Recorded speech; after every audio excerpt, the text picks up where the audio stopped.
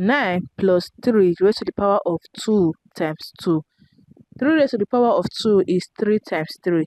3 times 3 will give us 9. Then we have 9 plus 9 times 2. 9 plus 9 will give us 18. Then 18 times 2 will give us 36.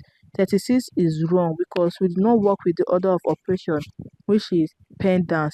In PEMDAS, we have parentheses, exponents, multiplication, division, addition, and subtraction.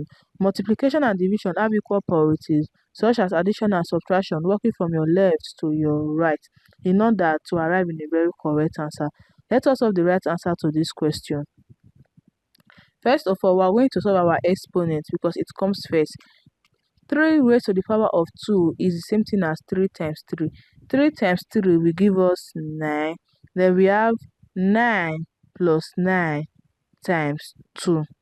Here we have an addition and a multiplication. We are going to solve our multiplication first because it comes first before addition. 9 times 2 will give us 18. Then we have 9 plus 18. 9 plus 18 is 27. 27 is the right answer to this question. I hope you find this video helpful. Please don't forget to like, subscribe, and comment. Thanks for watching.